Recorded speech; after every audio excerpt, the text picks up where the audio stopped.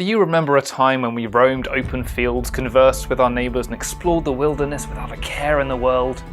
No, neither do I. But in our concrete paved world, sometimes it's nice to imagine that there was a time before Facebook, Coca-Cola and Disney owned every part of our lives.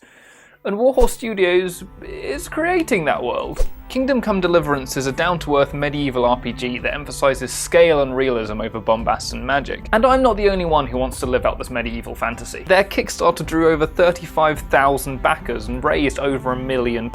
Now that's not actually enough to make a game, but the fact you can raise £1 million on good faith alone will be music to even the most cynical venture capitalists' ears. And here are 5 reasons why you too should be throwing your money at them. This is Super Square with a guy called Marcus Beard, and this is a show called Hype Tank.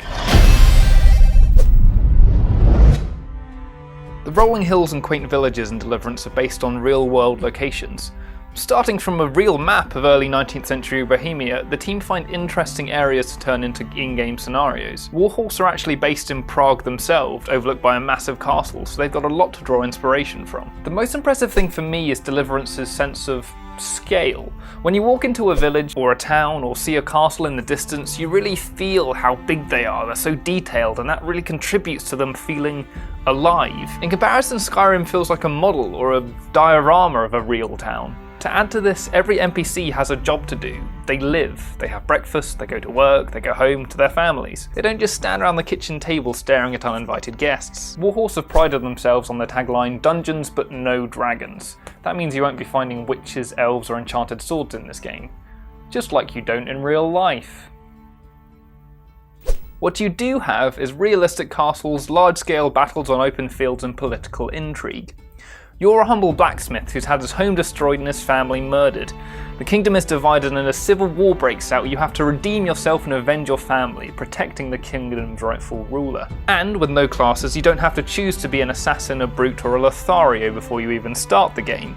It's all based on the choices you make and the relationships you foster. First-person melee combat is hard to get right. It can either feel impossibly difficult or way too airy and soft to feel challenging. Warhorse have consulted with combat experts to make sure that not only sword fighting looks right, but it feels right. It's all based on real-time physics and inverse kinematics, which is a fancy word for figuring out how your joints will move when you want to go from this place to this place. It's weighty and actually feels quite slow and calculated. You can mix it up with swords, longswords, daggers, sabers, axes, hammers, shields, bows and crossbows, depending on exactly how you like to bludgeon people. It's not all one-on-one though. Deliverance opens up to huge battles and castle sieges to show off all of that next-gen clout. Speaking of which, have you guys noticed how beautiful this thing is?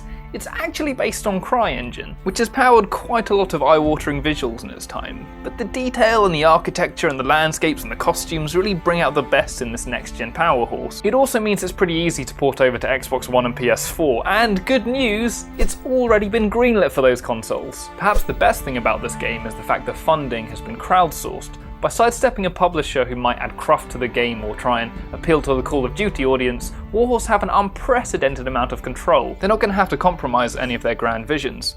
It also means that the already active community, shout out to you guys, will see their thoughts, ideas and concerns addressed and implemented into the game. The Kickstarter has ended now, but you can still pledge on their website in the very near future. But as soon as it is live, I'm putting my money down. It's a vision of a medieval RPG that has somehow managed to feel genuinely fresh.